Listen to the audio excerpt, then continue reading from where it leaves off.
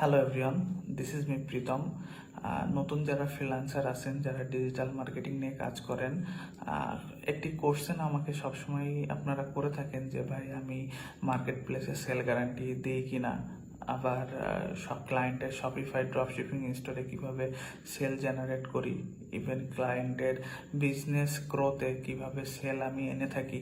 So এই বিষয়গুলো নিয়ে আজকে আমি আপনাদের সাথে কথা বলতে চাই।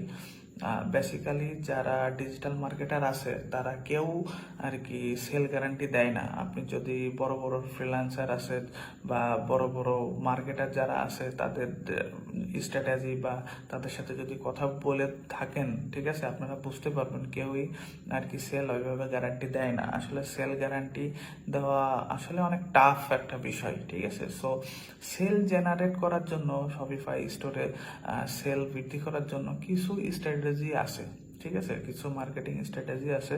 সেটা যারা আমার পেইড বেসের স্টুডেন্ট আছে তারা অলরেডি জানে কম বেশি, ঠিক আছে, তারা জানে। আমি আমার কোর্সে সব সময় আর কি ডিসক্রাইব করি।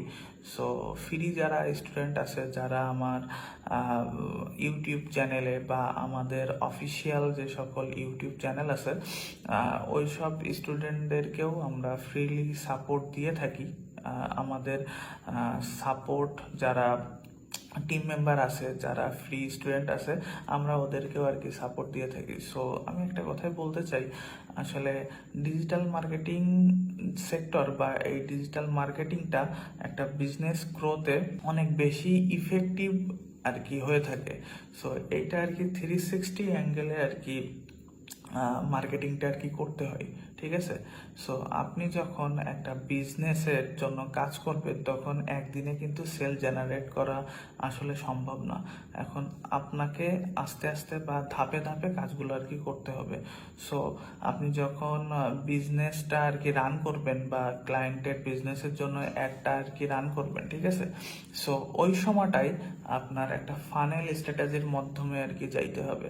Like sales funnel strategy. আপনি ফার্স্টে অ্যাওয়ারনেস ক্যাম্পেইন করলেন, তারপরে হচ্ছে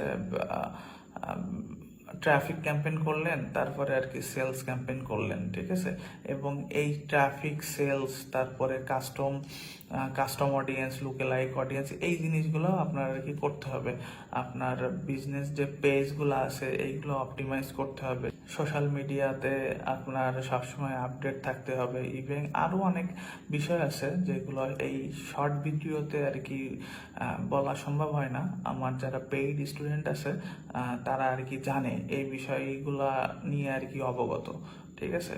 সো আপনারা যখনই আর কি কাজ করবেন না কেন, আপনারা একটু রিসার্চ করার চেষ্টা করবেন এই জিনিসগুলো নিয়ে, তাহলে একটু ভালোভাবে বুঝতে পারবেন। আর ক্লায়েন্টের সাথে যখন আপনারা কমিউনিকেশন করবেন তখন আপনার ক্লায়েন্টের যে বিজনেস আছে, ঠিক আছে, ওই বিজনেসটাকে নিয়ে একটু রিসার্চ করার চেষ্টা করবেন যে আসলে কি ধরনের সার্ভিস দেয়, তার কম্পিটিটর কারা।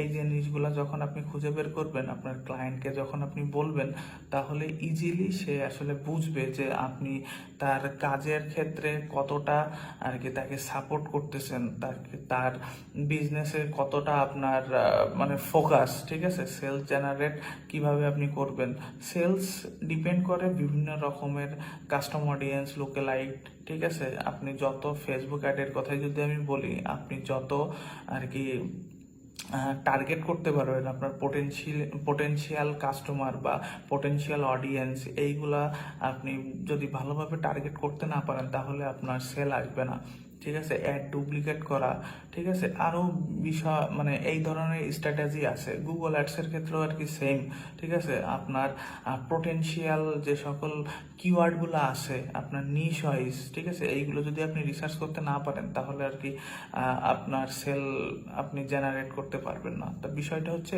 এই রকম, ঠিক আছে।